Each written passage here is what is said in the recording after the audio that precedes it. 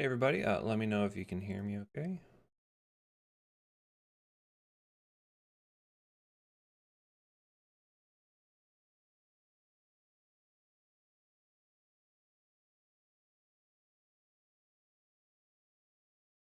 Good afternoon. Thank you. Here we are again for our third day in a row, my goodness. At least you all get a break from me on Friday.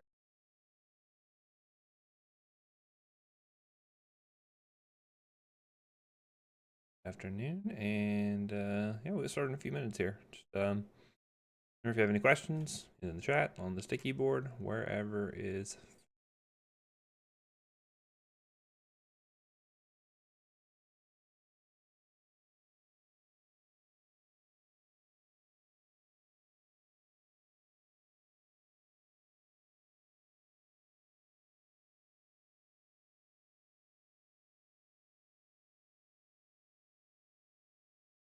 I noticed the stream was a little kind of like it kind of was buffering a little bit yesterday, so I tried restarting all of my internets. So I'm hoping that will go a little better today, but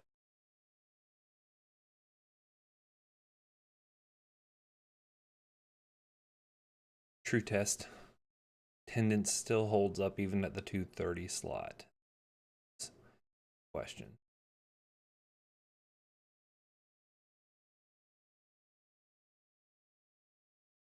Yeah, there, Kaylee.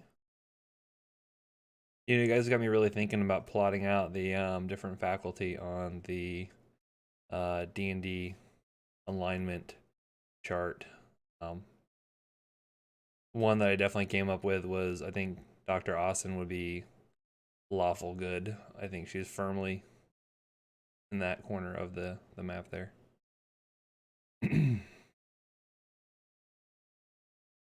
We almost just have, I think we have 10 faculty. If we had 9, that would be easier to plot everyone out there. I thought Professor Lack might be like chaotic good. I think that might work for her. A little frenetic.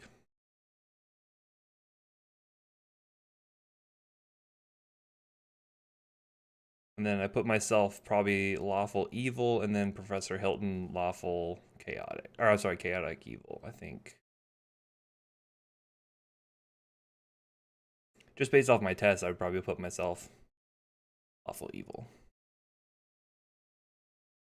Yeah, you got everyone has an alignment. You just gotta figure out where you're at on the scale there.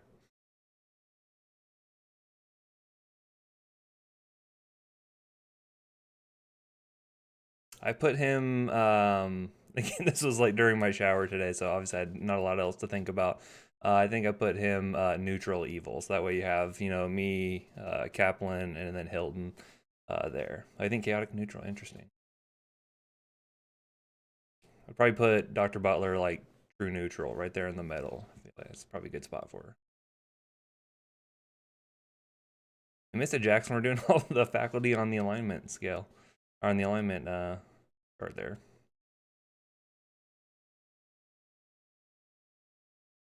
Just nerding out for a few minutes before we start our or not exam, lecture here. Don't want to freaking run out with that.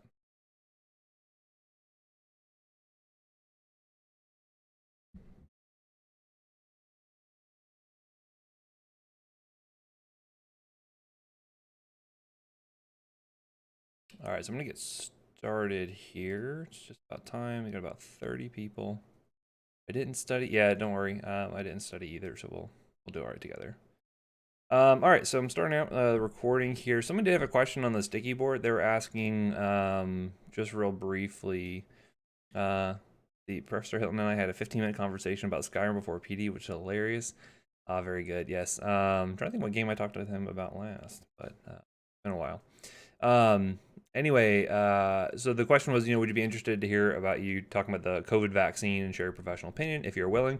I will do that. I'm actually going to revamp my, I have a whole lecture just on immunizations. We're going to do a little bit later on in the semester. So I'll talk probably more about the specifics of it, just so you guys have more information, because it is pretty novel in terms of the type of vaccine that it is using the mRNA technology and whatnot. What I can speak to right now, at least just real briefly, was my experience with it. I've gotten my first shot, and actually my wife got her first shot the day before I did.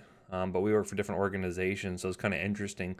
Because she got the Pfizer vaccine, I got the Moderna one, and so it was interesting to be able to sort of compare and contrast our experiences there. She, fortunately for her, gets to have her second shot, I think, next week, and then I'll be the week after because Moderna's 28 days versus Pfizer being 21. For me, it was pretty benign. My shoulder, my arm was pretty sore, but I didn't really experience much in the way of like fatigue or chills or anything like that. My wife, unfortunately, was a little more symptomatic, so no fever, but just kind of just felt real crummy. And that lasted about for a day or two. But other than that, no third arms, no superpowers, unfortunately, nothing else. So pretty benign sort of experience there. But anyway, that's my kind of 2 cents right now. I'll share my more professional opinion when we get into it in the vaccine section later on. So looking forward to getting my second dose so I can be fully, well, not fully, I guess it's like 95%, but I can be relatively protected. That would be nice. Did you ever get unblind? Yeah, so actually that's funny because I talked to my dad about that, and he is having some talks with them to see like, hey, can I get unblinded so that way I can actually, see if I got it or not, because that would, influence whether he wanted to get another dose. So I think that's still pending, but he's still pretty sure he got the real deal. What's actually kind of interesting is that he is he's a CRNA for decades, and recently retired within the past couple of years though, but they're actually putting a call out for different retired professions to actually come back into action just to get more people vaccinated. So he might actually participate with that, which is pretty cool. Him getting to go back to, do a little bit of clinical work, but just giving vaccines. So anyway, so it's, interesting different ways we're going to try to get more people available to get those vaccines out there. So anyway, so getting back to the topic at hand, we were talking about our drugs used for GERD symptoms. We talked about kind of the run-of-the-mill stuff like your antacids, which help to neutralize the acid that's already produced. We talked about the H2 antagonists, which are good to help sort of remove one of the components, one of the stimulants of hydrochloric acid secretion from the parietal cells.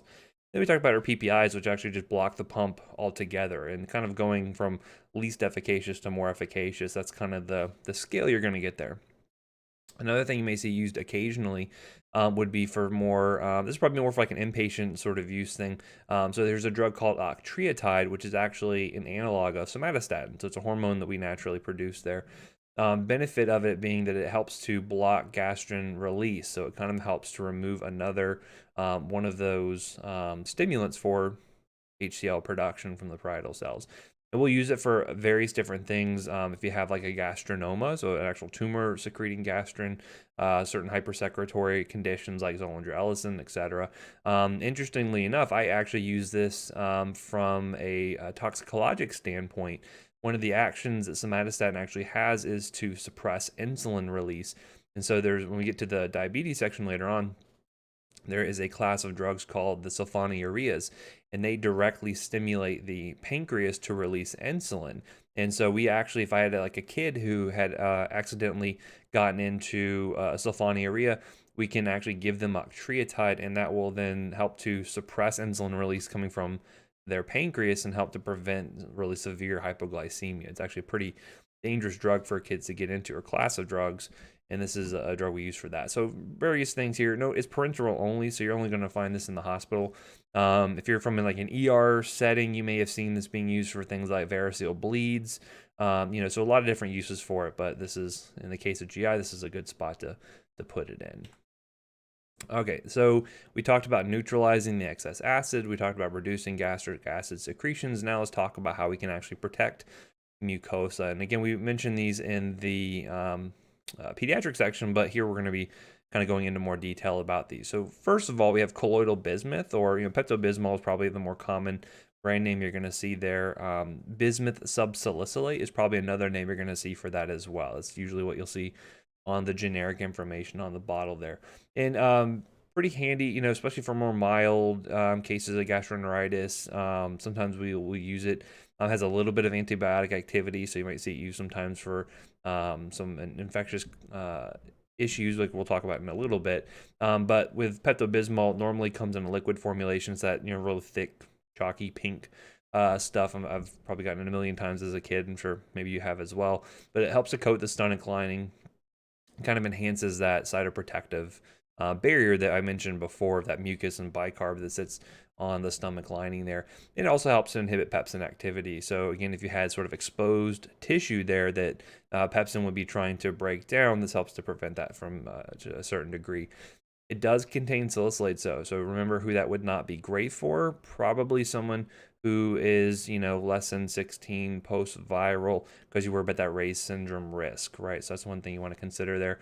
I probably got it a bunch of times when I was in that sort of category. So fortunately, I never had Ray's syndrome, but it is something you at least want to consider. Other things with colloidal bismuth is it does impart sort of a black color, both to the oral cavity as a transfer of that, and then also in the feces. Why that's important for the feces, because if you were to have someone develop, dark stool, black stool, that would be concern for an upper GI bleed. And so you'd want to warn patients about that, to say, hey, this is something that can happen. If you see it, it's pretty normal. If it turns into like really dark tarry kind of stool, then that would be obviously more of a concern there. Someone says, hard to OD on Pepto. I was watching Hot Ones and Gordon Ramsay drunk half a bottle. Yeah, that was a good episode. I have not seen any cases of people actually running into huge issues with it. It's pretty mild for the most part. I wonder if I can find. I'll have to look it up later. I'll look up the toxic dose. Normally, a lot of references will have like what people have tolerated in the literature, and I'm sure it's quite a large amount there. From that standpoint, another cool thing you may see too is if you ever have someone who, say, they're coming in for gastroenteritis, coming to the ER because they're having a lot of vomiting or diarrhea or something like that, and then you do an X-ray and you actually see this sort of like kind of punctate pattern kind of going through these like these opacities that are kind of going through the GI tract. That may actually be a sign of having used Pepto-Bismol recently, because that bismuth, being a metal, is actually radio opaque, so that will actually show up on the GI tract. I've seen it a few times in kids coming into the peds ER, and someone's like, well, what the heck is this showing up all over the X-ray? And it's just the bismuth that's in there, so kind of a neat thing you can kind of identify. Another drug here we mentioned before was sucralfate or carafate, and this is actually an aluminum salt that when it mixes with acid, it forms this like really thick kind of paste here, and can be used for like really mild cases of GERD, but I will see this more often used more as sort of almost a prophylactic in some cases, but fairly mild in terms of its efficacy, so not used all the time, but you'll see it used occasionally. And again, these are very mild agents for the most part, not a ton of absorption happening here. Another interesting one here is called misoprostol. So if you recall, we mentioned that prostaglandins like PGE1, for instance, was a strong stimulant to, one, decrease gastric acid secretion, but it also helped to stimulate that protective barrier forming the mucus and the bicarb from the epithelial cells. And if you recall, if you have someone who like taking an NSAID or aspirin, for instance, you are diminishing the production of those prostaglandins. That's the mechanism of NSAIDs, right? They help to decrease prostaglandin synthesis through inhibition of cyclooxygenase. Well, that's a huge cost for peptic ulcers, as we're going to be seeing here in just a little bit. And so we actually have some cases where we can give a replacement for that prostaglandin that's not being produced anymore. So you could give an NSAID plus misoprostol or cytotec, and that would actually help to restore that protective barrier and prevent ulcers from forming there. So kind of interesting from that standpoint. Another interesting thing too, though, is it actually is contraindicated in pregnancy. And this is really important because one of the things that actually stimulates uterine contraction is going to be prostaglandins. And in fact, that's actually a class of drugs we'll look at in the OB-GYN section later on, that actually helps to stimulate cervical ripening and uterine contraction to actually have labor occur. And so this has been used in the past as an abortifacient, or something that can actually induce abortion. Sometimes they would actually give this misoprostol plus something like methotrexate, use that together to have what they call a chemical abortion. So definitely would not want to use this in a pregnant patient. And interestingly enough, I remember when I was working as an intern, this is like my second year of pharmacy school, I worked at St. Vincent's Hospital up in Jacksonville. It's a Catholic organization, it was really neat is I was like, I think we had the question came up and like, someone's wondering, do we have this drug here? And so I asked one of the pharmacists and said, no, we actually don't carry it because of its use as an abortifacient. That because obviously, the Catholic faith is very much against that. They refuse to even carry the drug. So it's really kind of interesting when you see some of these religious factors can actually affect your clinical practice and maybe your access to, or maybe not having access to certain medications. So, and again, this is something you don't see used all the time, but it's certainly something in your arsenal that you could pull out if you had someone who, for instance, like really needed to be on an NSAID and there really wasn't, and they had a high risk for peptic ulcers. This might be a drug you'd see used in those cases. Sometimes you'll even see them used in combination in the same pill, which is beneficial from a compliance standpoint. So anyway, looking here, you can kind of get a decent overview of the efficacy of helping out with GERD symptoms, things that in terms of how quickly their onset is. And as you might imagine, things like NSAIDs work very quickly, whereas PPIs are probably the slowest versus the the onset of relief, duration, all that kind of stuff. Here you're going to find you can kind of compare and contrast one another. So you can refer back to this in terms of how you might be able to use these drugs. So if I were to pull a test question from something like this, I would say, okay, well, a patient just went out and had a really spicy meal. Now they're complaining of GERD symptoms. Which drug would be most appropriate for this one-time case of GERD? Well, probably something like an antacid would be more reasonable because it's a one-time intermittent sort of thing. You could just use it right then. Patient gets quick relief and they're done. Versus if it's someone who's having more of a chronic problem, then an antacid would probably be inappropriate for that case there, right? Because you'd have to take it around the clock all the time. We mentioned some of the other problems that antacids, like causing constipation in some cases. And so something like a PPI might be a better option for them, right? So just things to consider when you're looking at these charts and comparing these classes of drugs to one another.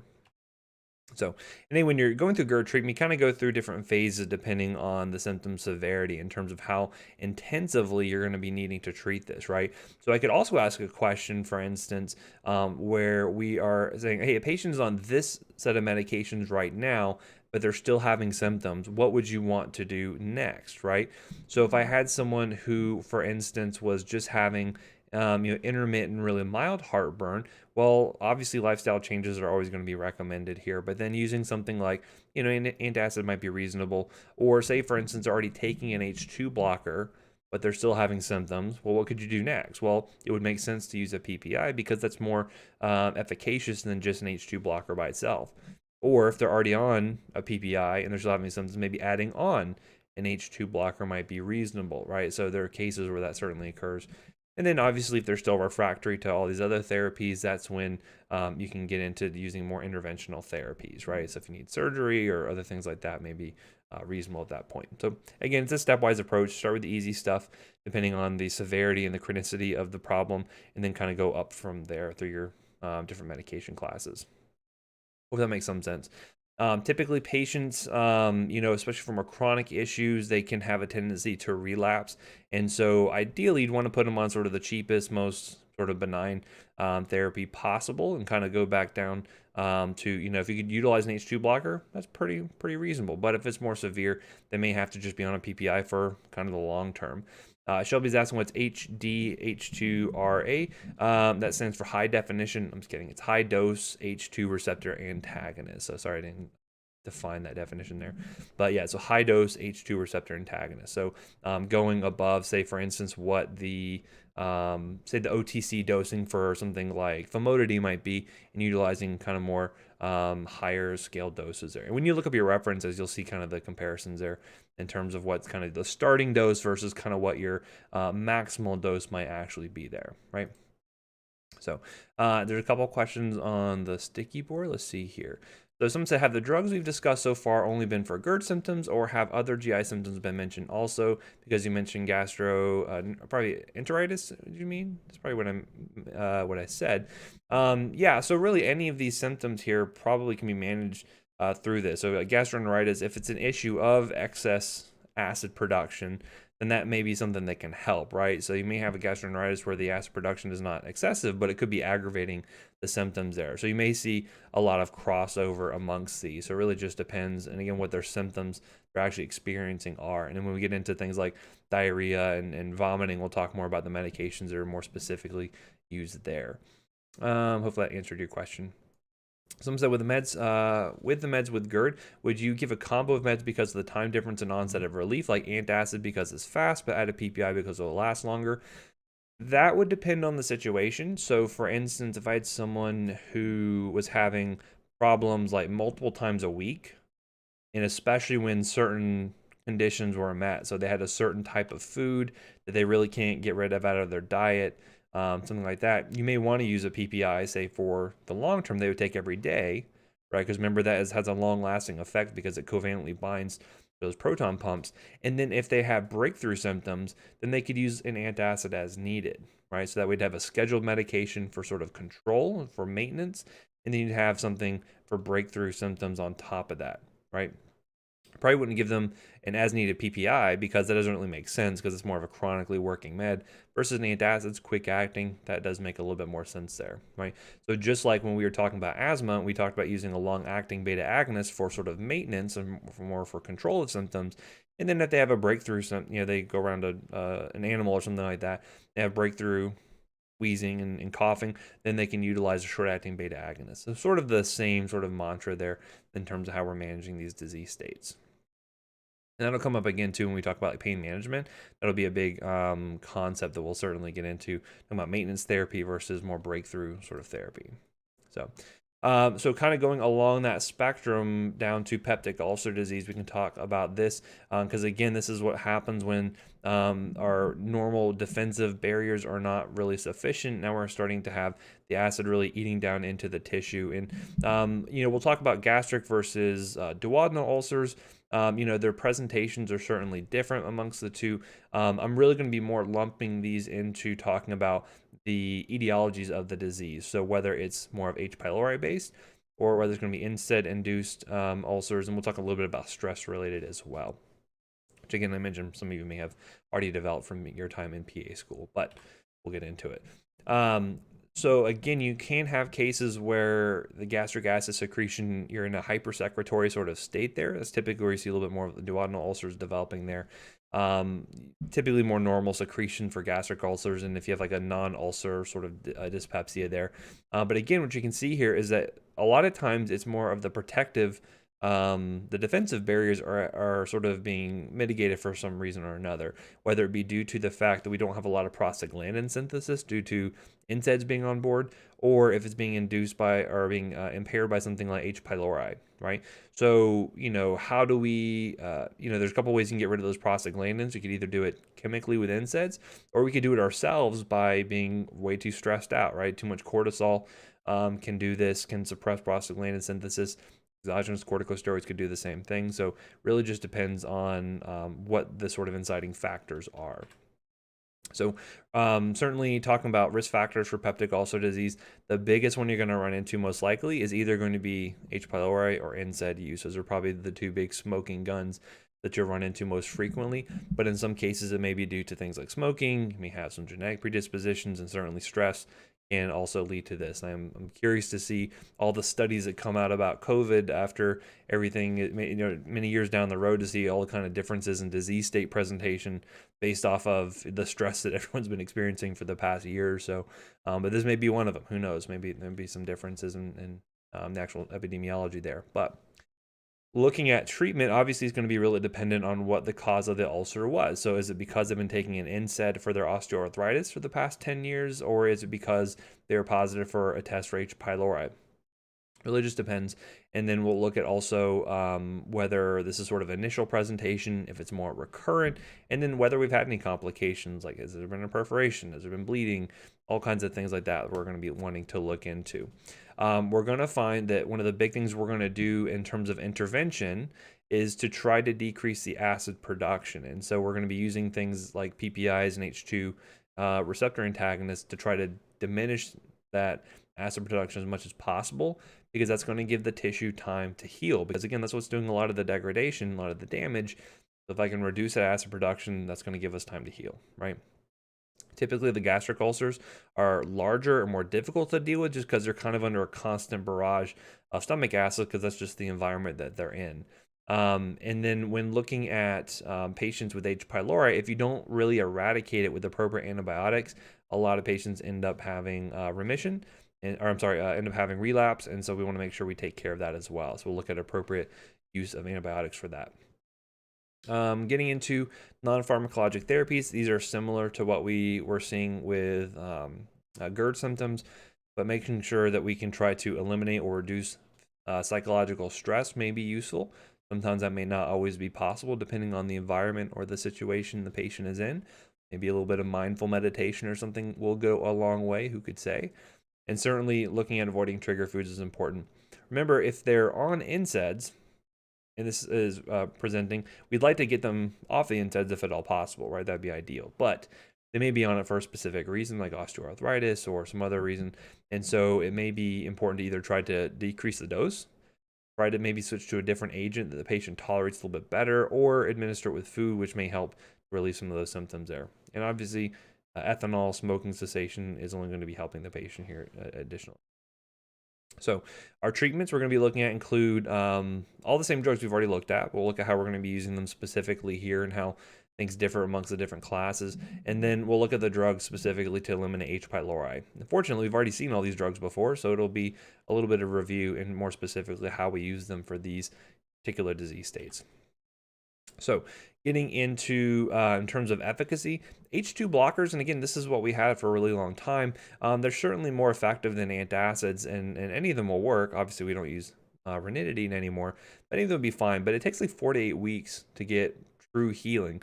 And so that's a long time for patients to be on a medication to try to help repair this tissue. So one of the things we'll see is that PPIs have really kind of stepped in and taken over because they actually allow for quicker healing times. And so you'll actually see that in a couple slides here. The benefit, though, of H2 blockers is they're much cheaper than PPI therapy, although that's starting to kind of change now that more of them are available over the counter, the PPI specifically. And we also have, pretty easy access to it. Most places are have it available. We have IV formulations that are available, especially if we're having like any really significant bleeds, perforations, anything like that would be sort of more life-threatening that's happening. So parenteral therapy is beneficial, which we'll see as well, the PPIs. So compare that 6 to 8 weeks for healing with an H2 blocker as compared to the PPIs. You see relief and healing within 2 to 4 weeks. So if you gave me the option of something maybe a little bit more expensive, but I'm only on it for half the time, that sounds pretty preferable to me. And so a lot of cases, this is now going to be first line for most patients here. But you'll see the overall healing rate is going to be pretty similar to the H2 blockers, right? And again, any of the agents are equally effective. Omeprazole, esomeprazole, rabeprazole, any of them are fine, right? May just depend on what their insurance coverage is like, what's available, things like that. So the antacids, though, are mainly going to be used more for as needed symptoms. So they're having breakthrough symptoms. This is where this is going to come into play here. Most probably calcium carbonate will be the most common one, just because it's relatively, commonly available as Tums. Most people probably have Tums in their medicine cabinet. But something like Maalox, which would be the combination of aluminum and magnesium hydroxide, is nice because it normally comes as a liquid that can kind of coat the stomach and can help out with symptoms. So it really just depends on what the patient prefers from that standpoint. But remember, if you have a patient who has chronic pain issues, and that's why they were taking the NSAID, and then you put them on calcium carbonate, let's say they're taking NSAIDs plus opioids, which are constipating, and then you put them on calcium carbonate, that can worsen that. So kind of keep in mind what other medications the patient's on, because you could be exacerbating some other side effects they may be experiencing, right? So, and of course, remember that the drug interactions are going to be pretty prominent with the antacids. So make sure they're separating out any drugs that might be interacting with the antacids by a couple hours at least.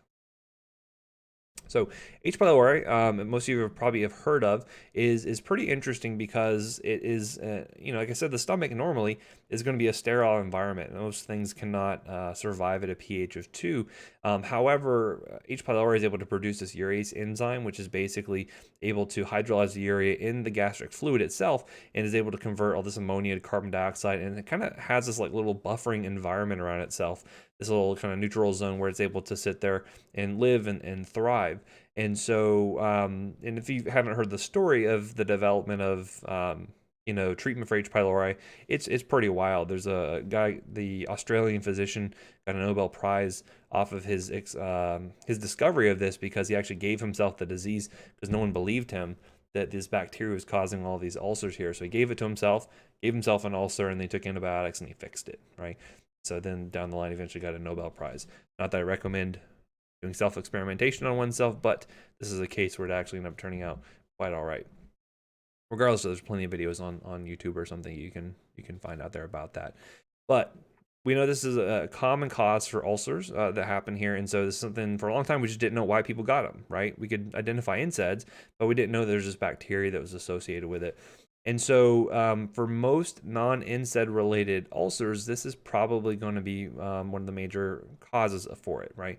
And then when you eliminate it, to get rid of it, you find that the ulcers go away magically, right? It's pretty wild. And again, depending on where you're practicing at, you may find that the prevalence of it varies pretty greatly. But again, it's one of those things where a lot of people have it, but are asymptomatic. And it's not until they develop those ulcers that we really kind of have an idea to search for it, to do the test to see if they have it, and then we can go ahead and try to eradicate it there, right? The reason why they cause so much mucosal injury is probably due to a combination of different factors. So for one, could just be direct irritation and destruction of the tissue. Some of it could be due to an inflammatory response where the body's trying to react to the bacteria, or some of it could be related to the fact that it's neutralizing its acid, so the body is in a more of a hypergastrinemia sort of state to try to produce more acid in order to counteract that. And so kind of all these things together lead to the formation of these ulcers here. So the treatment obviously is going to be antibiotics, right? But it's going to be in combination with a couple of other drugs here. We'll talk about 3 and 4 drug regimens when one might be appropriate or the other. But in terms of antibiotics, we kind of have a mix of different things we can try here. So for instance, the 4 main ones you'll probably will see includes clarithromycin, if you recall is a macrolide antibiotic. You have amoxicillin, aminopenicillin, pretty straightforward. You have metronidazole, which if you recall, we use primarily for things like parasites and C. diff. And then we have tetracycline, which is obviously a tetracycline. So usually you're going to use 2 of those antibiotics. You're going to use then some sort of acid suppression therapy, so something like a proton pump inhibitor or an H2 blocker, although nowadays probably more likely a proton pump inhibitor. And then plus or minus this bismuth subsalicylate, right? Some kind of Pepto-Bismol sort of regimen. And so again, the point of having the bismuth on board is because it helps out and helps to kind of stimulate natural endogenous prostaglandin synthesis. It helps out with the gastroprotection. Also, it kind of has this direct effect to suppress the H. pylori. For whatever reason, it does not like the bismuth subsalicylate, right? And again, here's ways you can actually find combination packages that allow for people to have easier compliance, because if they can take many meds in one dosage form, that's going to be beneficial. So here's an example of one that has bismuth subsalicylate, metronidazole, and then tetracycline all in the same one, right? So just as an example of how you can use combination pills in order to increase that compliance there. They've tried 2 drug regimens in the past, but that really hasn't been all that well recommended. And then there's a 3 and 4 drug regimen. 4 drug regimen tends to be more efficacious, more likely to get true eradication and prevent relapse. You can see here the treatment time is usually between 10 to 14 days or so. If you're using a 4 drug regimen, you might even be able to get away with just a week. So taking more pills, but it could be for a shorter period of time, and it's more likely to be effective. So depending on the case there, you may want to choose one versus the other. Especially if they have more recurrent disease. If this is a relapse, then this may be a case here where the 4 drug regimen might be really effective if they were only on the 3 drug regimen before, for instance. So just to give you an example of what this looks like, so with the 3 drug regimen, you might be on something like clarithromycin, amoxicillin, and a PPI, right? They're on that for, say, 10 to 14 days. A couple months later, they come back with the same symptoms again. They're still positive for H. pylori. That's where you can get in and then step up your game a little bit and then go into the 4 drug regimen, where you might add on the bismuth subsalicylate. And you probably also want to change out your antibiotics, right? Because if those 2 before didn't really work, then by changing it up, it allows to overcome any resistance that might be there. So for instance, here's an example where you use bismuth, metronidazole, tetracycline, and then a PPI altogether. So again, your chances for eradication are better by using a 4 drug regimen. And this is better for patients, especially if they have any kind of recurrent ulcers. If you didn't eradicate H. pylori the first time, I would definitely want to make sure you go with a 4 drug regimen. You could start a patient on a 4 drug regimen if this is their first time. It just depends on what the providers want to do, right?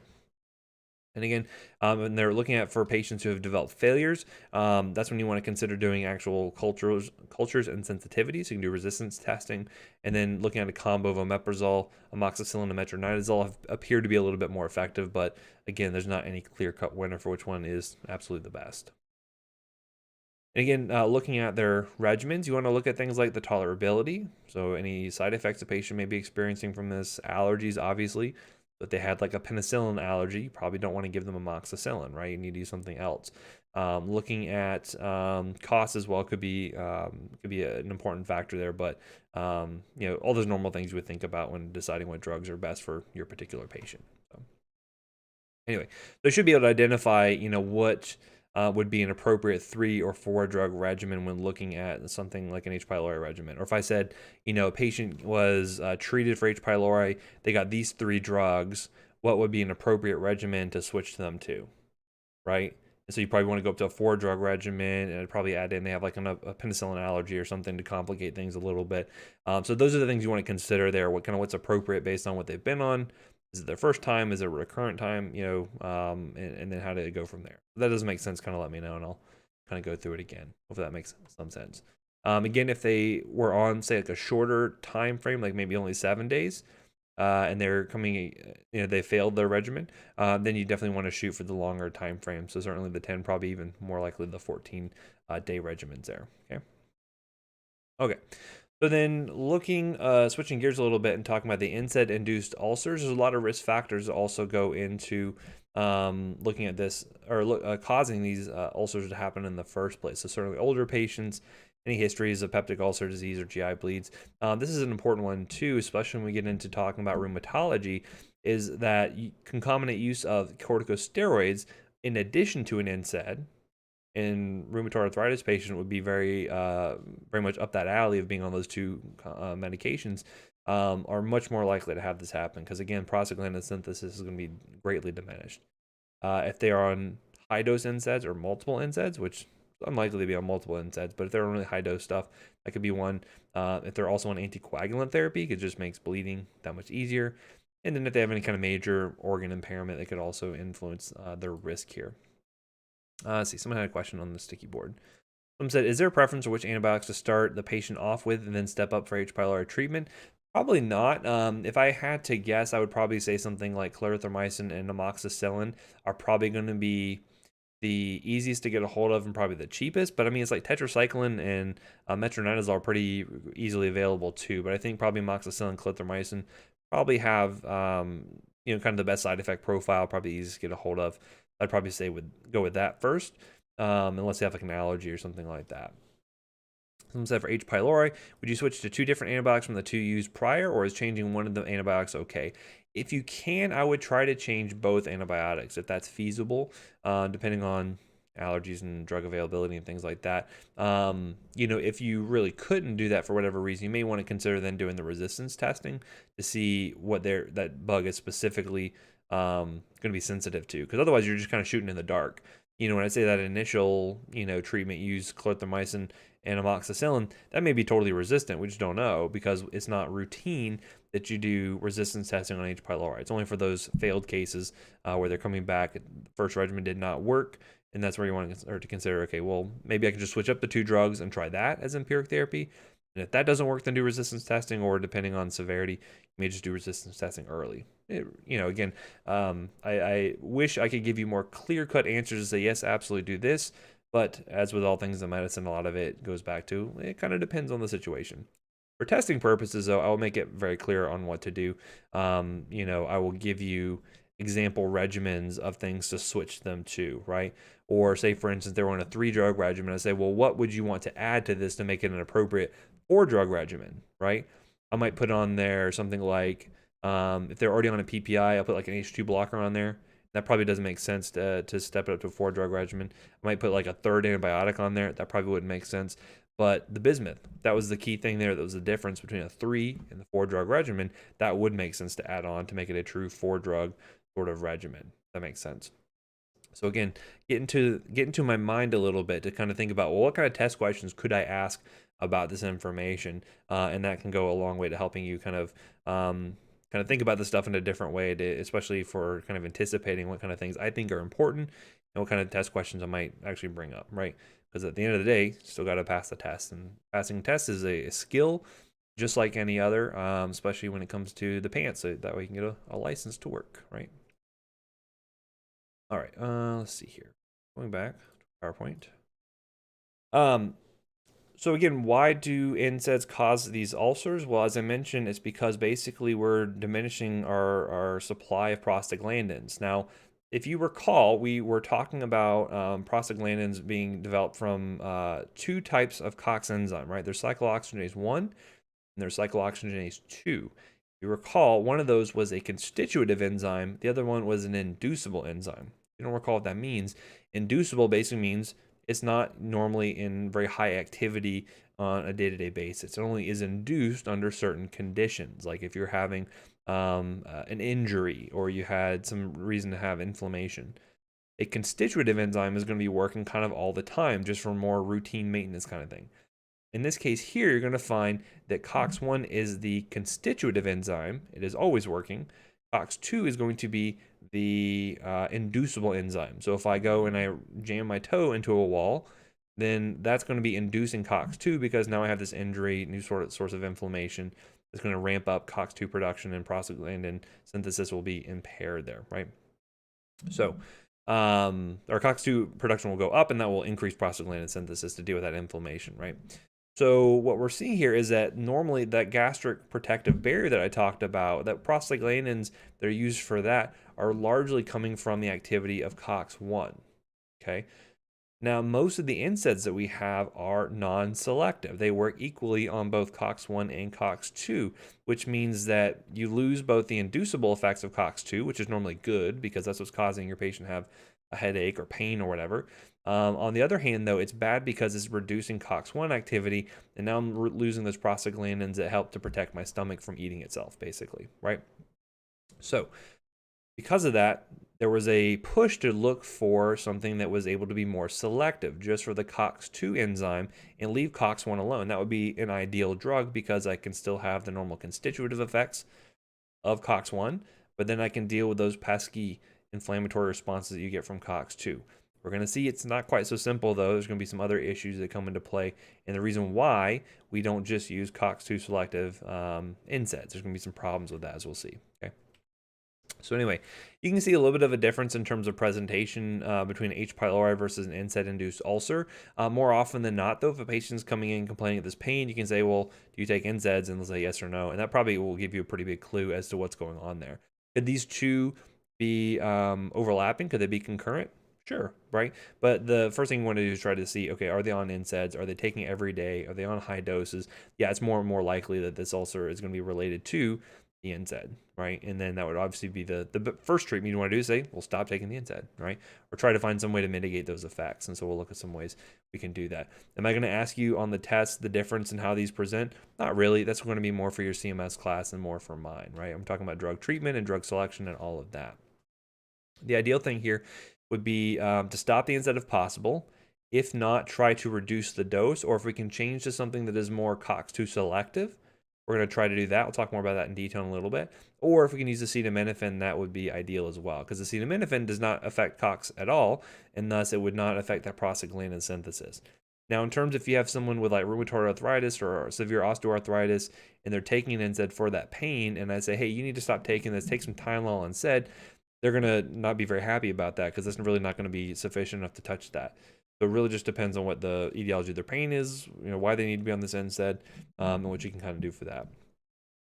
You can also evaluate them at the same time if you want for H. pylori. Treat that if present, and then again using the normal treatment, 3 or 4 drug regimen for that if it is present there. Now, in this case here with NSAID, if it was just an NSAID-induced ulcer, again, we want to give that tissue time to heal, and so you can initiate something like a PPI.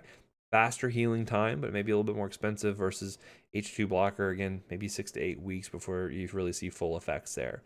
Okay, you may need even longer treatment depending on patients and how big the ulcers were, how severe they were to begin with, but this is generally what we're going to be shooting for here in terms of treatment, right? I may find some patients even will be on both a PPI and an H2 blocker, just depends on the provider and how severe the patient really is presenting there, okay? So if we want to prevent these from occurring in the first place, this is where we can consider using something like misoprostol that can really help out and help to supplement that prostaglandin that we're missing by giving an NSAID. We'll look at some other strategy we can use in a little bit. But, and again, think about who your high-risk patients are going to be here in order to kind of identify before you start the NSAID, who's more at risk for developing this. So like if they're on warfarin and prednisone daily, yeah, they're probably not going to do too well with an NSAID. That stomach is not going to like that very much. And so they're going to be a higher risk for these ulcers than someone who is not on those drugs, for instance. So, as I mentioned, you can use misoprostol as sort of a replacement for the prostaglandin as they're no longer synthesizing there, right? Keep in mind in terms of side effects, it's pretty well tolerated. You can get some diarrhea and abdominal cramping there, but again, you do not want to use this in pregnant patients. Again, it's an abortifacient. So again, I mentioned there's pregnancy categories we'll hit on in the OB-GYN section. There's A, B, C, D, and X. A and B are great for pregnant patients for the most part. C, we're going to talk about as being kind of like I don't know, maybe it's good, maybe it's bad. We don't really know. D is going to be definitely not you don't want to use that unless you absolutely have to. And X is like you never ever want to use it, right? Misoprostol is a category X because we know that it causes an abortion to occur, so we don't want to use that for those patients, right? So you can use that though, and even there's a combination of misoprostol plus diclofenac, which is we'll talk more specifically about all the NSAID options we have when we get into the ortho section a little bit later on. I think probably a little bit in rheumatology as well. Diclofenac or Voltaren is a NSAID you can find in combination with misoprostol, and that goes ahead and tries to prevent those ulcers from happening in the first place. So it's a drug called Arthrotec, which is the brand name for that combo. And again, you could also, instead of using that potentially, because this would probably be more expensive, but you could use instead maybe something like a PPI and just go ahead and say, okay, well, if I know you're going to be on this NSAID for long term, let me go ahead and give you a PPI at the same time to make sure we prevent any kind of issues from happening there. Okay. In terms of prevention, PPIs and misoprostol are probably about equal. PPIs are a little bit more available and cheaper nowadays, so I think most people would probably go with that. Both of those are going to be more efficacious than H2 receptor antagonists. So again, I'd probably use that second line if the patient couldn't get either of those other two drugs, okay, or classes of drugs. And then, maintenance therapy, we don't really need to do all that much as long as you get good healing. But again, if the patients are going to start to say, for instance, start redosing themselves on NSAIDs with over-the-counter stuff because they're in pain and want to take something for it, maybe you want to consider more long-term maintenance therapy with like a PPI or something like that. But for the most part, you may not need it for patients to have a resolution of their ulcer, especially if they're not going to continue any further NSAID therapy. See if they're discontinued or after the H. pylori has been eradicated, again you could utilize low dose H2 blockers, PPIs, Carafate. Any of those would be fine. Probably most patients will either be on a H2 blocker or PPI. Those are fine there. And then if the NSAID is continued, I would probably want to combine that either with a PPI or misoprostol, because again they just know you're already at high risk. You already have one that's going to predispose you to more in the future, so go ahead and just do the combo and try to help prevent that if you can. All right, so any questions on that? I have you guys like 4:10, so I got plenty of time. So now I want to switch gears a little bit and talk about antiemetics, or drugs used to help prevent nausea and vomiting, or to treat active nausea and vomiting, as the case may be. So when are we going to be using these drugs here? Lots of indications you're going to be seeing. This is a very common complaint if you're working in urgent care, if you're working in the ER, you're working in surgery, pretty much anywhere you work. You're going to be running into people who are nauseous and or vomiting. And so we need some medications to help manage that. I see it most frequently as a result of especially like chemotherapy administration. Very, very common for that to occur, which we already talked about the chemo drugs and how emetogenic a lot of those drugs can be. Post-operative nausea, vomiting is quite a common thing to see as patients are waking up from anesthesia.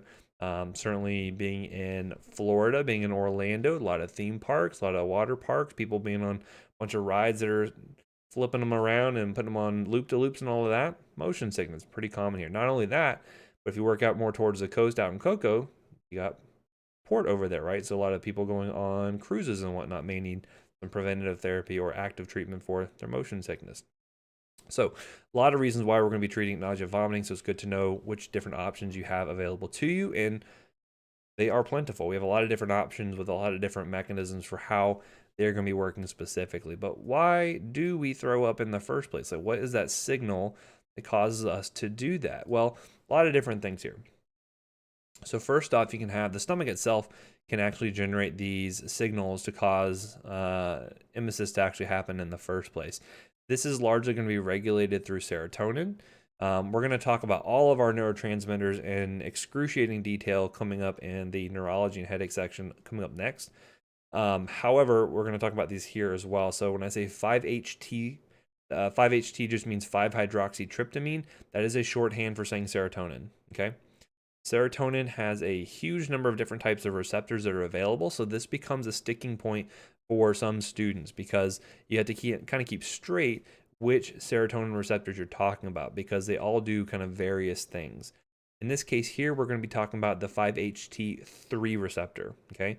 So again, sometimes I'll tell you, I don't care if you know which receptor does what. For instance, like muscarinic receptors, I don't really care if you know the difference between M2 and M3. I don't care. But because these medications specifically will hit certain serotonin receptors, you do need to know that. So you need to be able to identify which one of these works on 5-HT3 versus, say, for instance, when you're talking about migraines, 5-HT1B and 1D, for instance, okay? So we'll get into more of those details. So I just want to give you kind of an FYI on that to begin with. So I had a couple questions on the board here.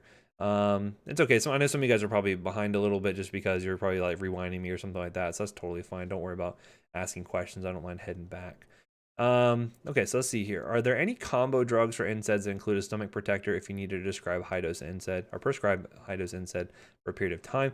Yes, that was that diclofenac plus misoprostol. That's kind of the more common one I think of. I don't know if there are any that are designed with a PPI or H2 blocker. There might be one with an H2 blocker, but it's not common.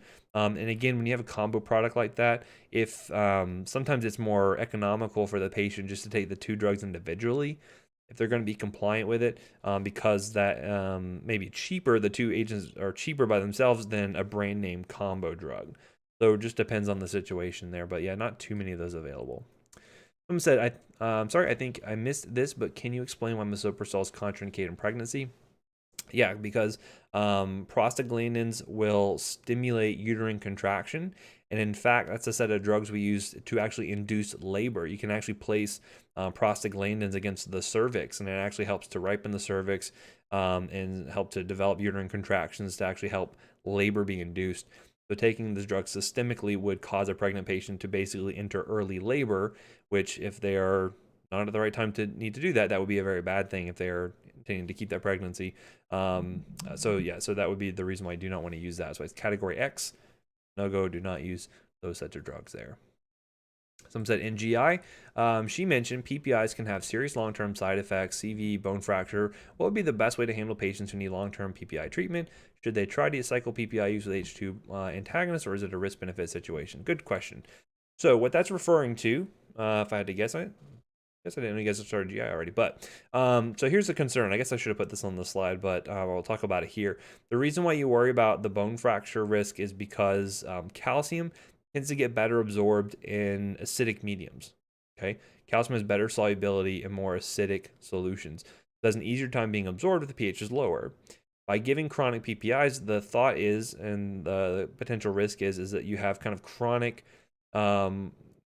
decreases in calcium absorption, leading to not necessarily like overt hypocalcemia, but it may put yourself in a state where you're releasing more parathyroid hormone that will leach calcium out of the bones. So even though the calcium levels look normal, your intake from your diet has gone down, so you have to get it from somewhere, and the body will pull it from the bones.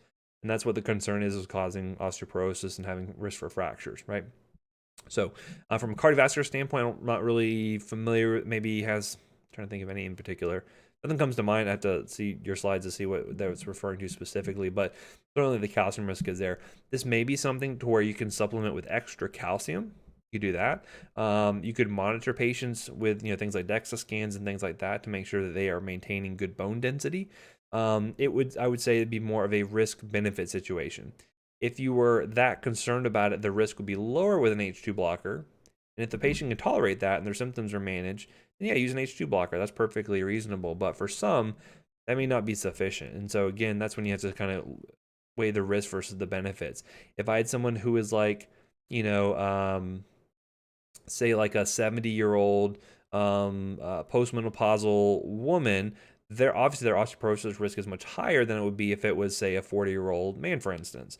So because of that, I would have that risk-benefit analysis be very different between those two types of patients.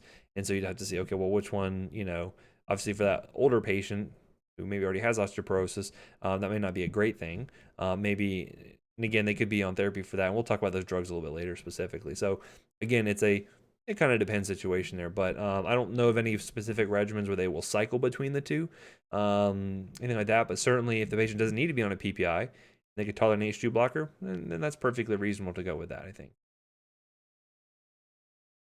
All right. And again, I like it when you guys ask questions about stuff you heard in other classes, because especially if it seems like we're contradicting one another, that can be a really good opportunity for good discussion, because it may be that we're talking from different perspectives, or maybe we're talking about different situations, and it's good for you guys to be able to kind of hear the differences in perspective and opinions, so that way you can kind of draw your own conclusion, right? Obviously, what's said in each class is going to be what's kind of the law for that particular test, but it's good at least for your understanding to kind of come at it from different perspectives, which is again why I think it's good that we have people from we have physicians, we have pharmacists, we have PAs all working together to give you guys kind of that that interprofessional kind of view of how to take care of people, right? It's one of the benefits I think of coming to school here. But anyway, getting back into it, as I mentioned, serotonin or 5-HT3 receptors are going to be a strong stimulant in the stomach, and also up here in different portions of the brain to stimulate emesis to occur here, right? And we have a couple of different places here in terms of where vomiting signals can come from, which ultimately kind of resides down at the vomiting center in the medulla, right? That ultimately is what's going to stimulate vomiting. We have different things like we have the CTZ, which stands for the chemoreceptor trigger zone. That's where a lot of these signals are going to be coming in from places like the stomach and elsewhere to try to actually stimulate the vomiting center to start to activate to cause emesis to occur. We can also have cases where things like the vestibular apparatus is sending signals as well, especially if there's a mismatch between what the eyes are seeing and what the vestibular apparatus is feeling. That's why a lot of people, when they go onto a boat, and even though they're on a really big cruise ship, their eyes look like nothing is moving. Their vestibular apparatus is feeling that gentle sort of swaying, and that mismatch is what causes some issues. A lot of people, especially with like VR gaming and whatnot, they can have that mismatch occur there as well. That's what leads to a lot of their motion sickness and whatnot. Not only that, but even like the cortex, the cerebral cortex could also influence that, right? So for instance, if you had a bad encounter with some sushi that caused some nausea, vomiting, and gastrointestinal distress for you, the next time you see that same sushi, you may get the same violent reaction, right? That's more of a cerebral cortex sort of thing that's initiating that. So a lot of different factors that can go into it. Also talked about that anticipatory vomiting and nausea that chemo patients can have even before they get the medication, right? That because they know how sick they got last time, they're so worried about it, they're going to get that sick again. They actually end up causing nausea and vomiting to occur anyway before they even get the drug. So we're going to look at a couple of different ways we can manage this. So notice the different receptors that are going to be present here. So for instance, we see 5-HT3, which is serotonin I mentioned already. We're also going to see that dopamine, specifically D2 receptors, are going to be important here.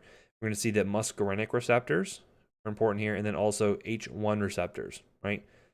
So again, H1 receptors, dopamine 2 receptors, muscarinic receptors, and serotonin. Those are going to be kind of the four main neurotransmitters we're mainly going to be focusing on, the main types of receptors we're going to be looking at here, okay? I think it's a very complex pathway, and again, we have a lot of different influences here. And again, that also kind of belies why different types or different causes of nausea vomit may require a little bit different treatment. So if it's more of a vestibular thing, you may go with a different set of drugs than you would be if it was related to, say, chemotherapy, for instance, right? Because etiology is different, so the signals being sent to that vomiting center are different as well.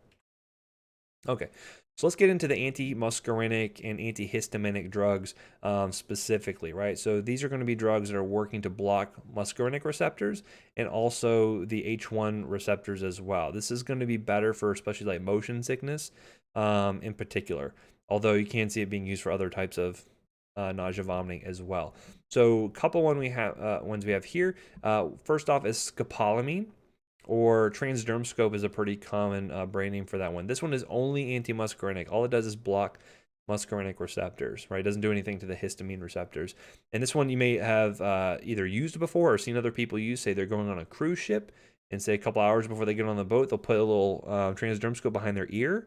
and that will allow for the drug to work transdermally to try to inhibit some of those signals that get sent from the vestibular apparatus over into the brain to try to prevent that mismatch between their eyes and their vestibular apparatus from causing some nausea, vomiting from occurring there.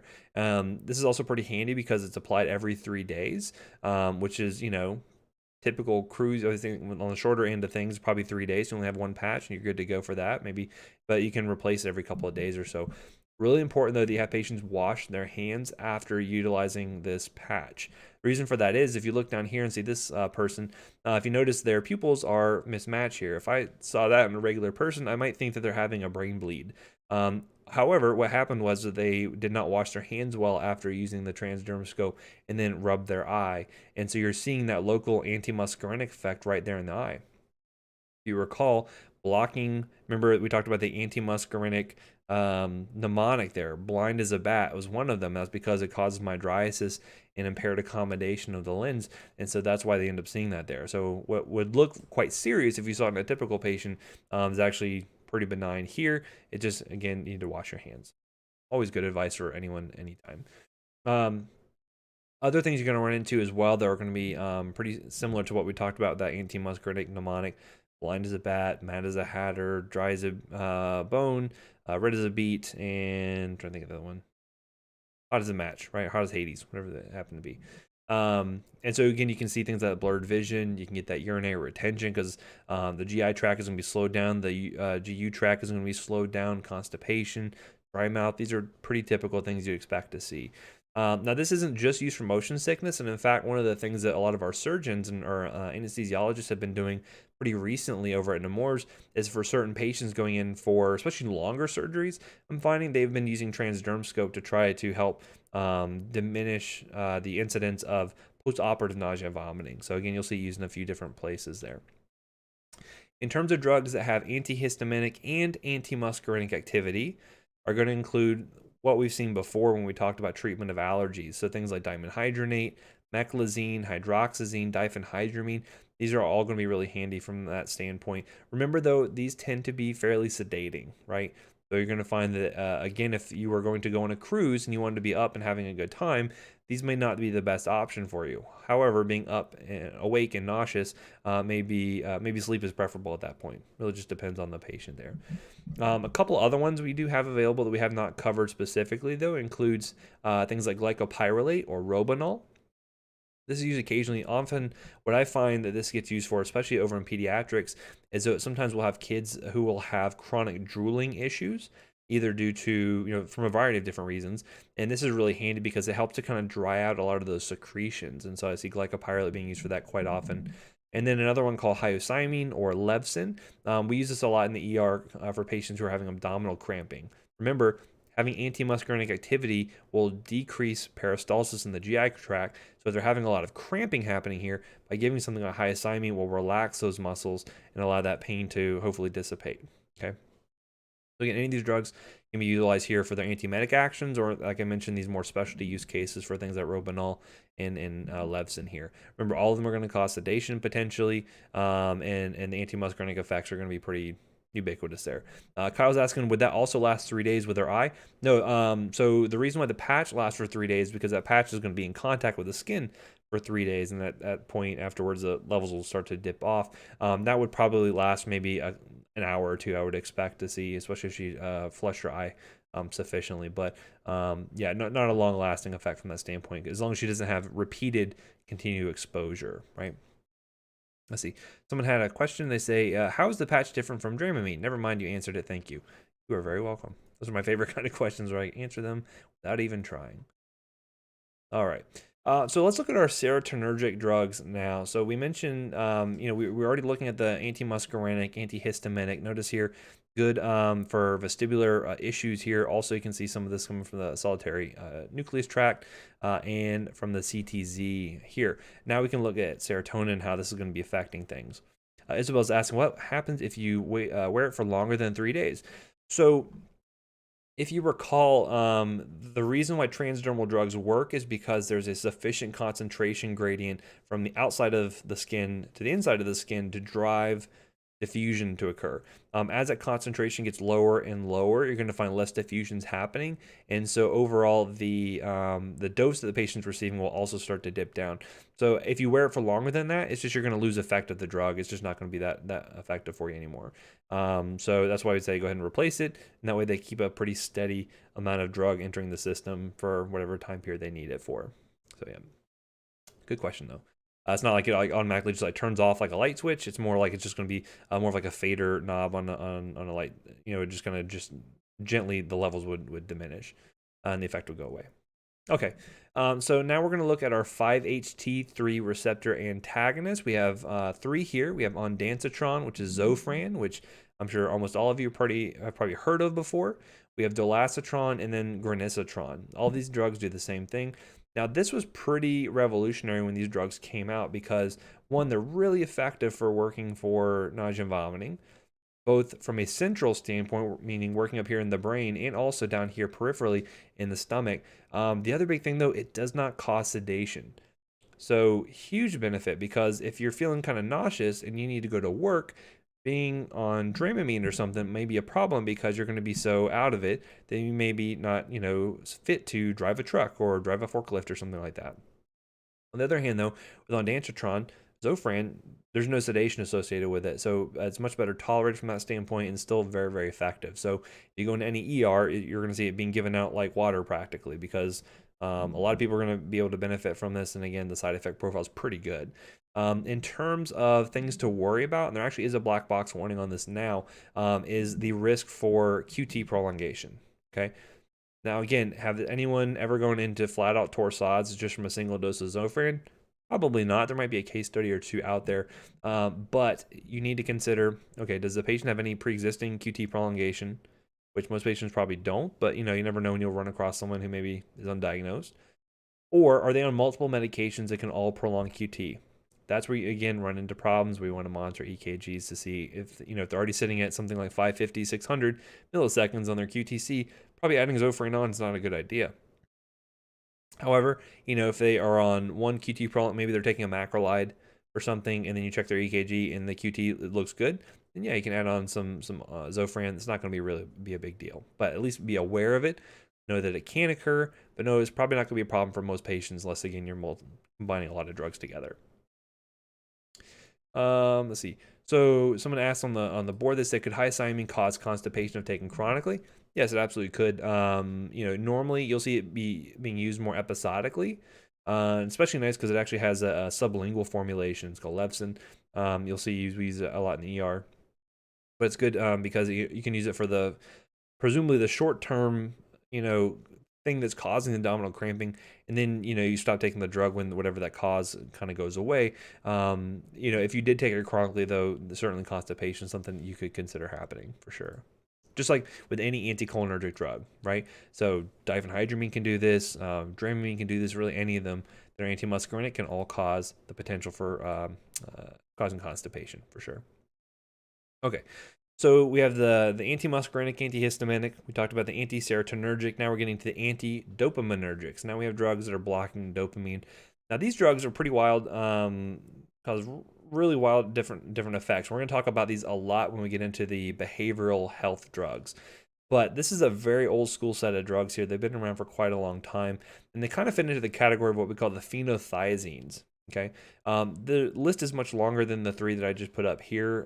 We'll get into that when we get into talking about schizophrenia, but these 3 are pretty representative of what you'd expect to see being used for specifically nausea, vomiting. What also fits into this category is also metoclopramide or Reglan, which we talked about back when we were mentioning talking about PEDS, nausea, vomiting, right? So, and also talking about for causing peristalsis to occur, prokinetic effects. Reglan was also that one that we talked about, right? So these drugs basically block D2 receptors in the chemoreceptor trigger zone, and that helps to alleviate nausea and vomiting. So very good from that standpoint. But these drugs are pretty dirty in terms of the fact that they affect a lot of different receptor types. It's not just dopamine that it affects. It also affects things like it blocks histamine a little bit. They will block cholinergic receptors, for instance. So they have a lot of different things they're doing, which leads to a lot of the side effects that patients will experience from this. So for one, sedation is fairly common with these drugs here. I recall one time when I was before I was in pharmacy school, I gotten quite sick. I was having a lot of nausea, vomiting. I just really felt just terrible. And my aunt was like, "Here, try Phenergan." And I said, "Okay, I'll try that." And hand me a Phenergan, and I slept for probably, I felt like 18 hours. Probably, I woke up. I was so dried out from the anti-muscarinic effects that I think I like, just like snot crusted all down my face. But I felt amazing after I got up. No nausea, vomiting, that's for sure. So very good at what they do, but a lot of side effects. I definitely would not have been able to go out and do any kind of meaningful work with that kind of sedation on board. So one of the things to know, if they don't need to be up and around, maybe this is okay. If they need to go to sleep and they can't sleep because they're nauseous, this may be a good thing for them potentially, okay? So again, think about the use case and what's going to be most appropriate based off of that. They need to stay awake, they're nauseous, having vomiting, serotonin antagonist is really going to be the big thing there. Now, the other thing we want to worry about is going to be some of the other side effects associated with blocking dopamine 2 receptors. So we use Haldol all the time for unruly ER patients. That's a very good point there because, again, being able to sedate those kind of patients is very good. I remember we had one guy who was having, we were on rounds in the ER, and he was having some sort of psychotic break. I don't know what was going on, if he was withdrawing from his meds or if he was just having a run-of-the-mill, issue for him. But anyway, I remember this guy was screaming across the ER, and of course it's like a big ER with like just paper curtains basically, so everyone could hear everything that's going on in there. This guy was like, "I'm going to blow up. I'm an atom bomb. I'm going to be going off. I'm going to be going off on you guys. I'm going to fight you. I'm going to fight you, fight you." And all of a sudden, you hear him talking, and then I'm going to do this. And that was after he got in the Haldol. So very good at knocking down patients who are a threat to themselves or others potentially. So you'll see that done occasionally. But haloperidol itself also has some antiemetic effects as well. So if that guy needed to vomit, he probably would not have after receiving the haloperidol. So what's interesting though is blocking these D2 receptors, and you'll learn about this in neurology, and we'll talk about it as well when I get into the next section here of neurology. But blocking D2 activity also means there's going to be some downstream effects of that. Excuse me.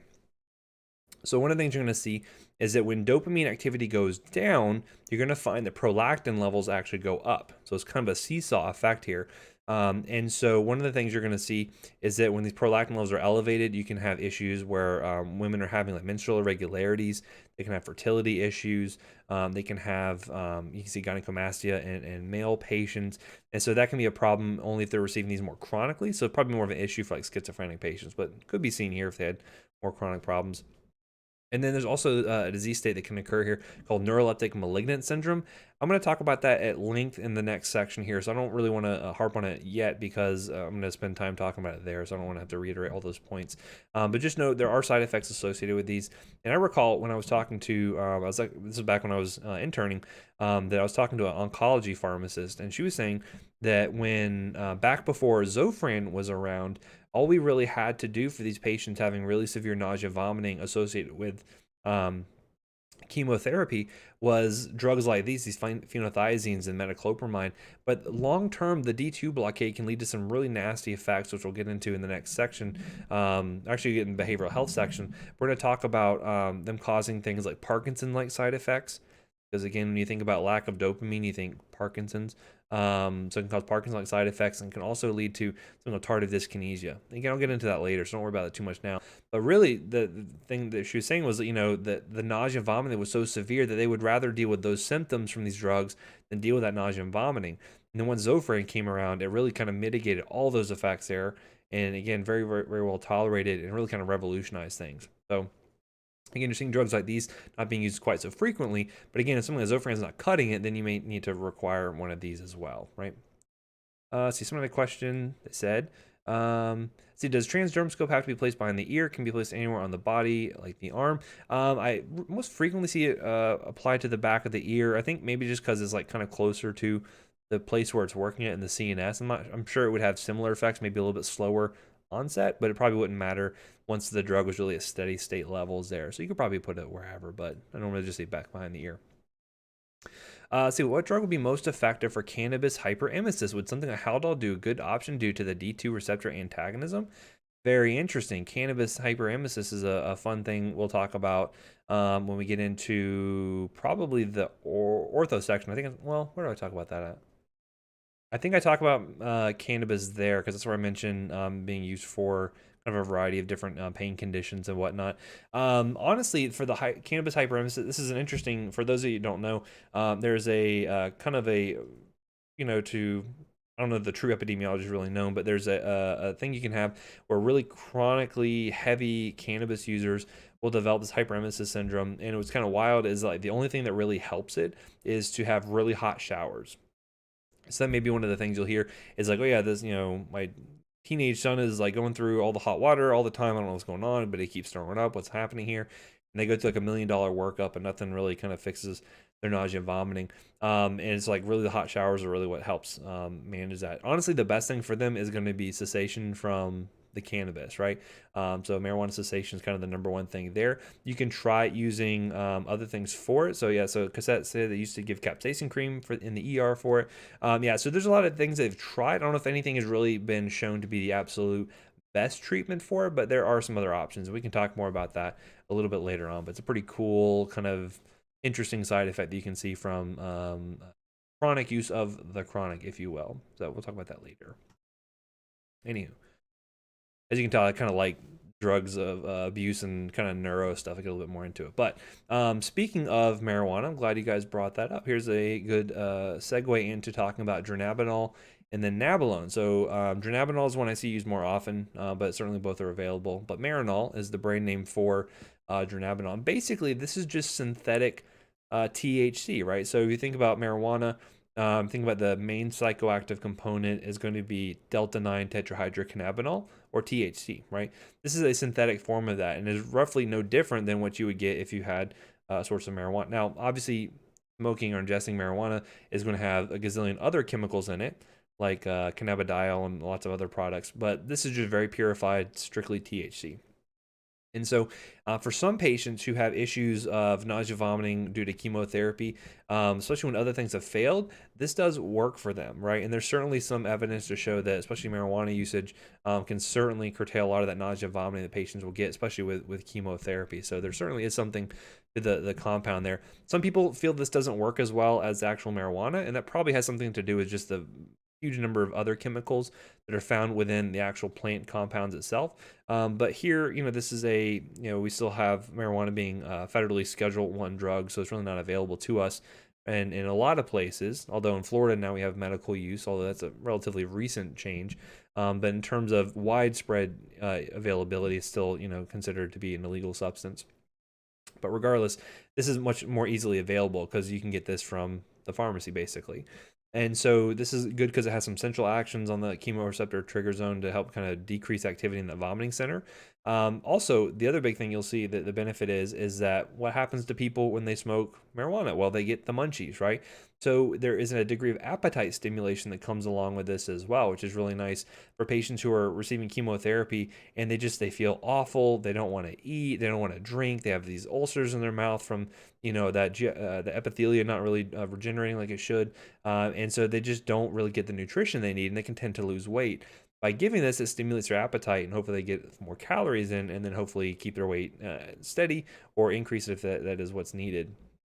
Now, again, because this is THC, just like you would get from marijuana, this does have some of the same effects like you would see from a CNS standpoint. So a little bit of confusion, euphoria, mood changes, that sort of thing there. Some degree of orthostatic hypotension. This is relatively mild, not like you would see with some hypertension meds and stuff, but those are the big things you would expect to see from that. So I see a lot of kids who are on this after receiving a lot of chemotherapy just to help them stimulate their appetite and keep their weight up and weight increasing as they should as being kids, right? Let's see, someone had a question here. It says, are there situations where you want your patient to continue vomiting and giving antiemetic drugs isn't the correct way to treat the patient? Can you reverse the effects of these meds? Trying to think. Now, in terms of like diarrhea, there are certain cases where you kind of don't want to stop the diarrhea, especially if it's like an infectious cause. But from a vomiting standpoint, there's not really any good reasons to stop them. There's no negative problems to keep them from vomiting, right? Especially like in toxicology, one of the old things, kind of the old common bits of wisdom that people would say is like, oh, if a kid gets into something, make them throw up. Stick your finger down their throat, make them throw up. Oftentimes that leads to more problem than what anything they could have gotten into might cause in the first place, just due to risk for aspiration of GI contents down to the respiratory tract. So oftentimes, there's no negative side to keeping them from vomiting, at least as far as I'm aware of. But maybe there's some other fringe cases that I'm not aware of, and not really anything to reverse the effects of these meds, unfortunately. Oftentimes you don't need to, so nothing really to do with that from that standpoint. Let's let the drug kind of wear off on its own. Can cannabinoids cause cannabis hyperemesis? I'm not aware of any cases of something like dronabinol causing that specifically. I'm sure it's possible, but again, I'm trying to think through this. I haven't done a recent literature search on this, but remember that THC is not the only compound that is in marijuana. There's thousands and thousands of compounds. I actually had a chance to talk with some of the medical science liaisons that work for a company that produces the only pharmaceutically available CBD product. It's called Epidiolex, which is used for certain seizure disorders. And they do a lot of research into the different compounds to find out, like, why does marijuana do the stuff that it does? Because for a lot of this, we just don't know. We know about the CB1 and the CB2 receptors, which are cannabinoid receptors, but beyond that, like, there's probably a lot of other targets that we're just not really aware of. So could dronabinol do this in really high doses given chronically? One, that would be difficult to get a hold of because it is a controlled substance. But maybe it could, maybe it couldn't. I'm not really sure if anyone's really aware of that answer. That's a good question. I like the number of questions we're getting today. This is good to keep me on my toes and not just rambling on about just what's on the slides here. So I like that. Thank you. Let's see, Jackson saying, I watched a cool short doc on the role CBD may play in mitigating the psychoactive effects of THC, but it was a small sample size. Yeah, and again, it's wild. The difficulty has been for such a long time that marijuana itself is still considered a federally Schedule 1 substance. So it was really difficult to do research on it. And in fact, there's only one place that was actually growing it that you could use it for research purposes. I think it was like University of Louisiana, maybe, or Alabama, one of those states. And apparently, by all accounts, it was very poor quality marijuana as opposed to what you could get from, a general dealer on the street. So research has been slow at a minimum, and maybe that will then change as time goes on. So hopefully, as things change, who knows? Certainly getting it for medical use in as many places as we have has been a pretty dramatic change as compared to where it was even when I was in school. So a decade can make a lot of difference there. Okay, so getting back to our drugs here, next we have a Prepotent or Emend. This is going to be a really good set of drugs, especially for patients who are having nausea vomiting related to severely highly emetogenic chemotherapy drugs. And if you remember, the platinum-based drugs I mentioned were kind of notorious for causing a lot of nausea and vomiting. So frequently what we'll do, and it's kind of interesting, if you look at a typical patient coming in for chemotherapy who's getting cisplatin, for instance, they may be on a variety of drugs. They'll be on a Prepotent, they'll be on Danzatron, they'll have as needed Benadryl potentially. They'll have all kinds of different drugs on there just for the nausea and vomiting. It may be like 4 or 5 drugs just for that because it is so severe, right? And what you'll also see with some of this chemotherapy-induced vomiting is that there's kind of an acute phase when they're actually getting the drugs and during the first 24 hours, and then a delayed phase that happens for a lot of patients, say 2 to 3 days afterwards. And so this is where Prepotent can be really helpful for that, because it's working as a substance P antagonist basically, and is blocking the effects of substance P at these NK1 receptors and helps to limit that delayed vomiting that occurs to those patients there. So they'll normally get it with chemo, and they'll get it for 2 days afterwards in order to help prevent that delayed vomiting from occurring there.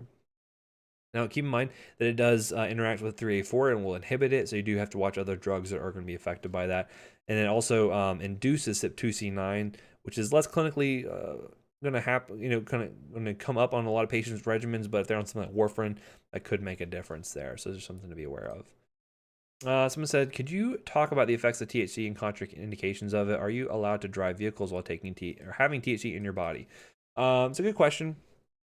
So basically, the effects of THC, like you would expect, and again, when you're talking about these products here, it's kind of a big hodgepodge of different stuff, right? But the main 2 components we think about most frequently are CBD and then THC. CBD you'll probably hear a lot about from like Professor Kaplan.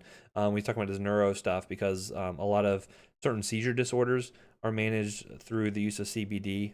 There was a strain of marijuana that came out before we had Epidiolex, which is just pure CBD. There was a strain of marijuana called Charlotte's Web that was designed to only have CBD and very minimal amounts of THC, and that was utilized for some of these seizure disorders. So it's mainly more of like neuro stuff and some anxiolytic effects we get from CBD.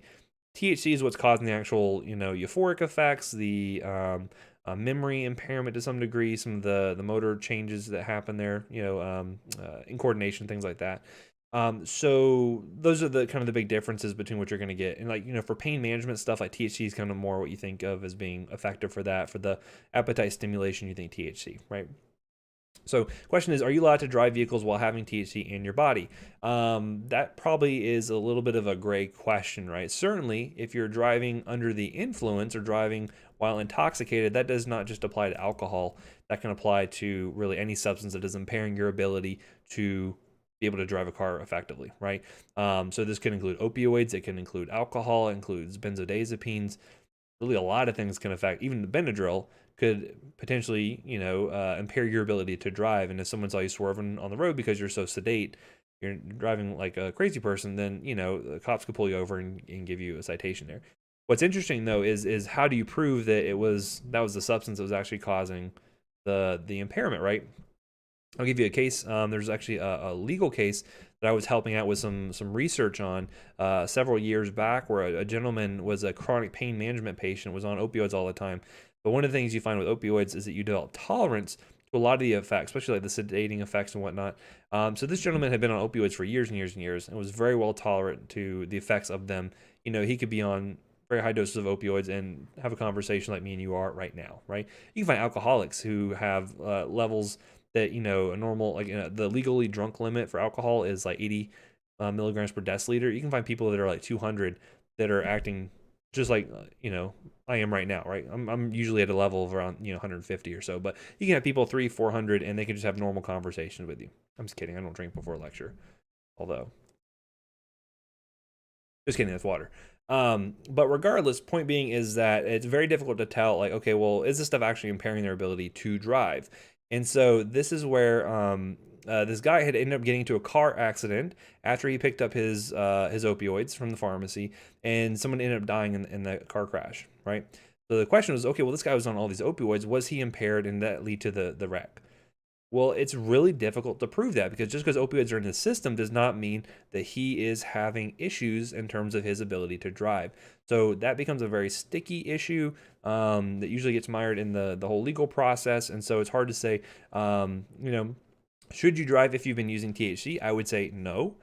Because again, that does impair your decision making, your ability to, your reaction time, all kinds of stuff. So I would not recommend it in general. But again, that driving while intoxicated is a very broad sort of term that can apply to lots of different substances, not just THC. So thank you for getting me off on that tangent. I'm sure that was your whole point there, just so I don't go on and talk about the lecture, right?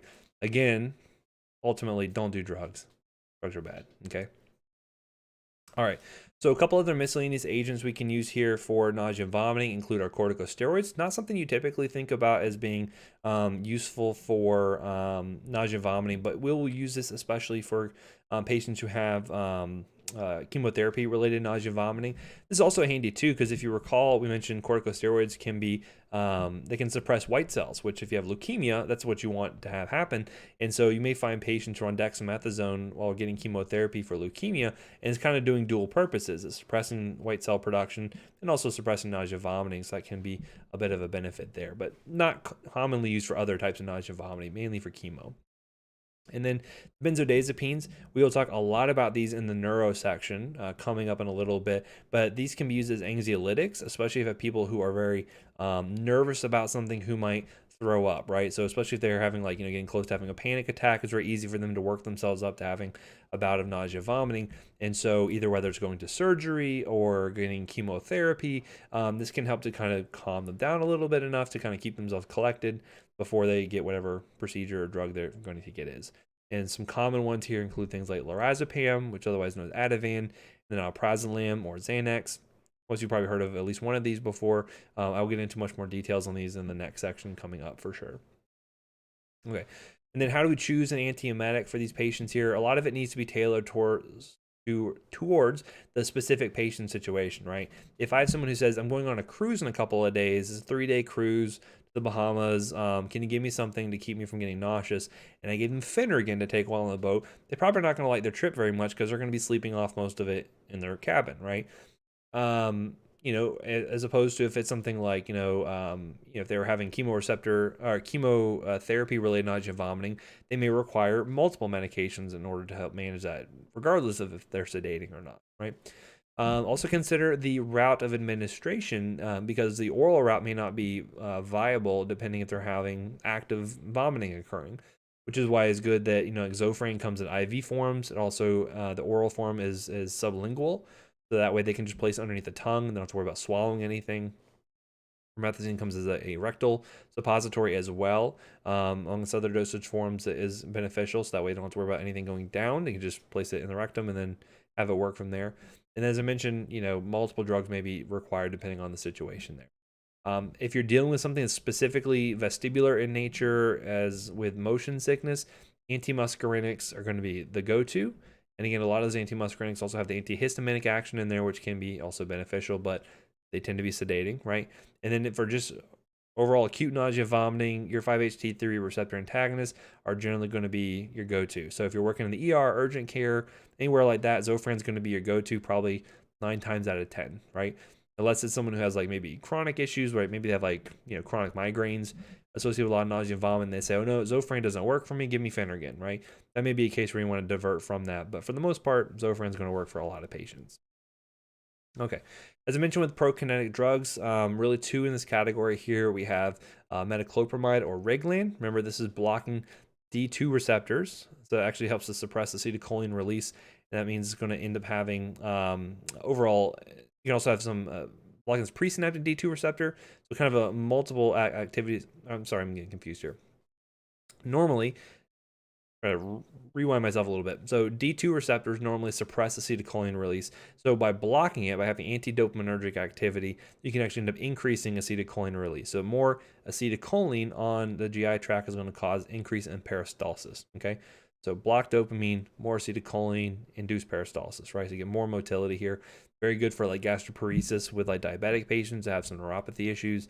For GERD patients, if you have having backup of contents there. But again, it's going to have sedations associated with it. We talked about the D2 effects. I'm going to get more into details on things like hyperprolactinemia and NMS when we get into the behavioral health section a little bit later on. But it is associated with these drugs here. And then erythromycin, we recall that works on the modulin receptors to stimulate peristalsis. Remember the CYP3A4 interactions you can see with this. And remember that over the long term, you can actually impair motility, right? So because of the issue that your body kind of gets used to having that effect around, when you remove the drug, then you have to have kind of like rebound issues of a decreased motility there. So again, it's not something you want them to be on forever necessarily, especially if it's going to be more of an acute sort of issue you're dealing with. Okay, let's see here. Someone did have a question. Okay, so someone said, just for clarification regarding chemo patients receiving cisplatin, are you saying that that is the best to give a 5-HT3 receptor antagonist during the acute phase and then switch to a substance P antagonist during the delayed phase? I'm saying that you would actually do both of those. So what you would see is that initially they get Zofran and aprepitant at the same time, most likely, while they're receiving the chemotherapy. And then the aprepitant is actually given over a 3-day course. So you'd actually get a high dose on the day 1, and then you get 2 lower doses on day 2 and 3. Whereas the Zofran may be kept on the profile as like an as-needed medication. So, the aprepitant is scheduled on day 1, 2, and 3, and then Zofran can be as needed basis on as-needed breakthrough nausea, vomiting, for instance. There, right? So I'm saying, so Reglan and hyoscyamu would be working against each other. Yes. So Reglan being a prokinetic, having an anticholinergic like hyoscyamu would be kind of an antikinetic. That doesn't really make sense. I don't know if that's a word or not. But hyoscyamu would actually slow things down. So Reglan itself could actually cause abdominal cramping because you're increasing peristalsis and that muscle contractions. Hyoscyamu tries to block that by blocking the muscarinic receptor. So you wouldn't want to use these two together because they're diametrically opposed in terms of their actions. So yeah, that would make sense. No sense to combine those two together. But yep, very good observation there. Okay. How many slides do I have on laxatives? I don't think I have enough time to go. Yeah, I got a lot of stuff to talk about with laxatives. So I think I'm going to go and end it here, but let's see. So Brian's asking, how does erythromycin cause impaired motility at toxic levels when it normally increases motility? So this is one of those things where it's more of, with the toxicity being more so that your body gets really kind of dependent on that over time, right? So again, as you're kind of chronically activating the motilin receptors, that's the new normal for it, right? So when you kind of come off of it, then you're going to have impaired motility issues, just like with something like Afrin, right? We talked about that causing constriction of nasal mucosa, the vessels in the nasal mucosa. You do that long term, the body gets used to that, and then when you remove it, all of a sudden it causes rebound stuffiness. So it's kind of like causing rebound motility issues when you remove it, after chronic use. That's more where you end up seeing that. What other questions? Let's see. Someone says, to clarify, the prokinetic drugs are in the antiemetic category. I put it there mainly because of the fact that one of the things you'll see with impaired motility is vomiting, right? So if you have gastroparesis and you have a patient's vomiting roughly, vomiting, it looks like undigested food content, that usually is a sign of gastroparesis. And so, yeah, that's why I put there in the antiemetic category, because you can move things out of the stomach, then they're less likely to be thrown back up. Yeah. Let's see. So I'll answer that question in a second. So tomorrow's schedule has a block for PAEA. Is that just for those who haven't finished, or will we have something new to do? For the substance use, no, so that whole education program is designed to be 8 hours long. We wanted to make sure that you had 8 hours allotted in the schedule in order to complete it. We don't want anyone to say like, well, great, you had to give me an extra 8 hours of work to do and my schedule is chock full. That's why we wanted to do it in January when your schedule is a little bit lighter and we had those blocks available. So if you've already finished it and you've uploaded it, a free period for you. Otherwise, if you have not done it, I would recommend getting to it early as opposed to waiting till the end, and just in case any kind of technical glitches happen or something happens where you cannot complete it, because once we get to like January 29th, we lose access to it and they got to go on to the next couple of schools. So we kind of have like a rolling schedule happening there. So I would really appreciate you guys if you could get that done in a timely manner. And again, we put the schedule, or we schedule the time on the schedule there for you. So hopefully that will not be an overburden on you guys there. Okay, someone said, do you believe in THC medical usage? I think it has its place.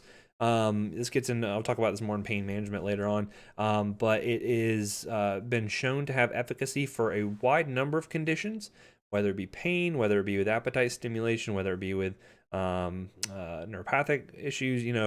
There certainly is a role for medical marijuana usage. I think that there has been no evidence to show that it is a slam dunk, the go-to drug for really any of those conditions. So if you can utilize something that is more time-tested and widely used, then we have more evidence for its use, I say go with that first. Or if that is not working, you want to use an alternative, or the patient is really passionate about it, then you should consider that. And again, it's a very broad spectrum in terms of its uses. I'll show you the law later on and all the various things that is included in that. But yeah, I think it does have its place.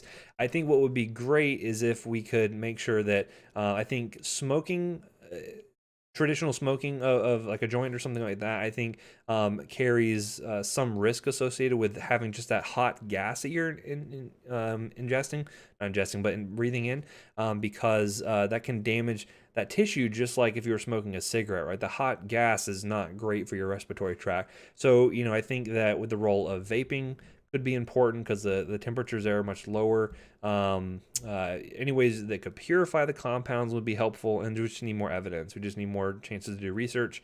And I think if we were able to get that off of the Schedule 1 list federally, that would help out a ton with that. Because again, technically, if you're in a state using marijuana recreationally where it's allowed, or medically where it's allowed, that is still considered a federal crime because you are in possession of a Schedule 1 substance. It's just the federal government has decided not to do anything about that, right? So it's really kind of in a weird gray area in terms of controlled substance from that standpoint. But I think it should definitely be taken off the Schedule 1 list, and that way that would free us up to do more research on it. And we could figure out, okay, what does it really work for? What's the best way to use it, etc. So that's my long-winded way of saying, yeah, it probably works, but may not be the first line for We don't know what it's first line for. Maybe that. Anyway, although it is really interesting in the CBD and how that's really being used for certain seizure disorders like Dravet syndrome and I think Lennox-Gastaut, if I'm saying that correctly. Those seizure disorders have really benefited from the use of CBD, so I think that's certainly one place where it's kind of a slam dunk for its utility. But anyway, that is it for me today. Thank you for joining me. I'll give you guys a few extra minutes. Thank you for allowing me to go off on my tangents. I find drugs interesting to talk about, especially central nervous system acting drugs. They are my favorites. And I will see you all probably, I don't know if I talk to you next week. Probably next week if I had to guess. Otherwise, you guys have a great day, and I will see you all later. Yep, I'll see you guys on Tuesday. You guys have a good one. Have a great weekend. Stay safe out there.